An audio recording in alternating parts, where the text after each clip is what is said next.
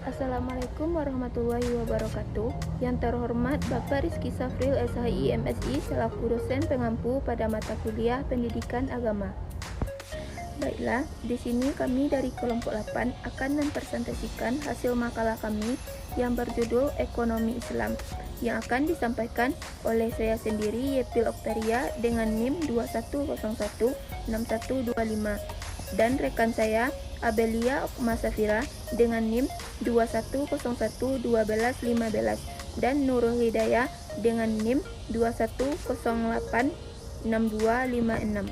Baiklah, pertama saya akan menjelaskan tentang pengertian ekonomi Islam. Ekonomi Islam adalah sebuah sistem ilmu pengetahuan yang menyoroti masalah perekonomian, sama seperti konsep ekonomi konvensional. Beberapa ahli mendefinisikan ekonomi Islam adalah ilmu yang mempelajari perilaku manusia dalam usaha memenuhi kebutuhan dengan alat pemenuhan kebutuhan yang terbatas dalam konteks syariah. Kedua, tujuan dan nilai moral ekonomi Islam. 1. Kesejahteraan ekonomi dengan berpegang pada norma moral. Yang kedua, persaudaraan dan keadilan. Ketiga, kesetaraan distribusi pendapat. Keempat, kebebasan individu dalam konteks kesejahteraan sosial. Ketiga, prinsip ekonomi Islam. Menurut M. Umar Kaprah, prinsip ekonomi Islam terbagi menjadi 5. Yang pertama yaitu prinsip tauhid atau keesaan Tuhan. Prinsip tauhid dalam ekonomi Islam sangat esensial sebab prinsip ini mengajarkan kepada manusia agar dalam hubungan manusia itu adalah hubungan horizontal, sedangkan hubungan dengan Allah adalah hubungan vertikal. Dalam artian, manusia melakukan aktivitas ekonominya didasarkan dengan keadilan sosial yang berlandaskan kepada Al-Quran. Kedua adalah prinsip khalifah atau perwakilan. Manusia adalah khalifah atau wakil Tuhan di muka bumi yang telah dibekali karakteristik mental dan spiritual serta materi untuk memungkinkan hidup dan mengemban misinya secara efektif. Ketiga adalah prinsip keadilan. Keadilan adalah salah satu prinsip yang penting dalam mekanisme perekonomian Islam. Yang keempat, prinsip tazkiyah yang berarti penyucian. Dan yang kelima, prinsip al-falah. Al-falah adalah konsep tentang sukses dalam Islam. Baiklah, di sini saya akan menjelaskan tentang perbedaan ekonomi Islam dengan ekonomi non-Islam. 1. Ekonomi kapitalis memiliki ciri-ciri yaitu pengakuan yang luas atas hak pribadi di mana memiliki alat-alat produksi di tangan individu dan individu bebas memilih pekerjaan bagi dirinya. Kelebihan ekonomi kapitalis yaitu lebih efisien dalam memanfaatkan sumber daya, kreativitas masyarakat menjadi tinggi.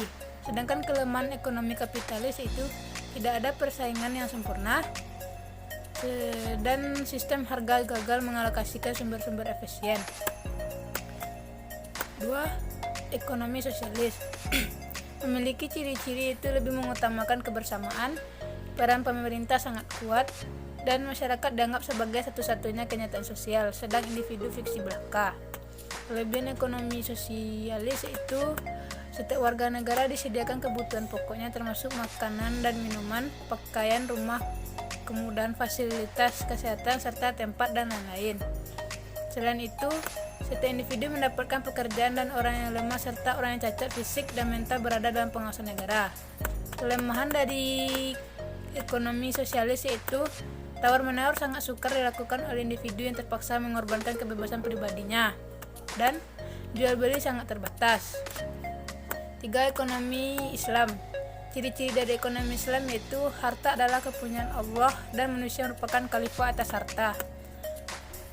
Selain itu, ekonomi terikat dengan akidah, syariah, dan moral, dan keseimbangan antara kerohanian dan kebendaan. Kelebihan dari ekonomi Islam yaitu individu mempunyai kebebasan untuk membuat keputusan yang berhubungan dengan pemenuhan kebutuhan hidupnya. Dan Islam mengakui hak individu untuk memiliki harta. Selain itu, Islam mengakui adanya ketidaksamaan ekonomi antar orang perorangan. Kelemahan dari ekonomi Islam sendiri yaitu liberatur ekonomi Islam yang sebagian besar berasal dari teks-teks Arab mau tidak mau diakuinya mengalami perkembangan yang kurang signifikan. Selain itu, praktek ekonomi konvensional lebih dahulu dikenal oleh masyarakat. Saya akan melanjutkan presentasi kami, yaitu mengenai masalah pokok ekonomi Islam. Masalah pokok ekonomi Islam ini dibahas oleh beberapa para ahli. Yang pertama ada Bakir Assad. Dia berpendapat bahwa permasalahan utama dari ilmu ekonomi ini adalah tidak meratanya distribusi sumber daya di antara manusia. Yang kedua, menurut mazhab mainstream, yang berpendapat bahwa masalah ekonomi terletak pada persoalan kelangkaan sumber daya ekonomi dibandingkan dengan kebutuhan manusia. Yang ketiga, menurut Al-Ghazali, dia berfokus pada kesejahteraan. Menurutnya, kesejahteraan masyarakat tergantung pada 5 dasar, yaitu agama, hidup atau jiwa, keluarga atau keturunan, harta atau kekayaan, dan intelektual atau akal. Jadi, dapat kita simpulkan, inti dari permasalahan dalam ekonomi Islam ini adalah distribusi yang tidak merata, sedangkan konvensional adalah kelangkaan. Solusi yang ditawarkan Islam. Masyarakat memiliki hak khiyar, yaitu salah satu hak bagi kedua belah pihak yang saat melakukan transaksi ketika terjadi beberapa persoalan dalam transaksi yang dimaksud. Hak khiyar ini terdiri dari khiyar tadlis, khiyar aib, khiyar syarat. Masyarakat menyelesaikannya dengan cara al-sulhu atau perdamaian. Penerapan ekonomi Islam. Wacana mengenai penerapan ekonomi Islam sehari-hari di Indonesia telah dimulai pada tahun 1970-an. Namun, tonggak utama perkembangan ekonomi Islam ini dengan berdirinya salah satu bank syariah pada tahun 1992. Ciri-ciri ekonomi Islam. Yang pertama, tidak mengenal riba. Hal yang berbau riba sangat dilarang oleh agama Islam karena hukumnya haram. Yang kedua, tidak memperkenankan gharar. Maksudnya adalah ketidakpastian dan penipuan atau risiko kehilangan aset. Contoh-contoh ekonomi Islam. Yang pertama itu ada asuransi syariah, perbankan syariah, pegadaian syariah, kafe syariah, serta toko online busana muslim.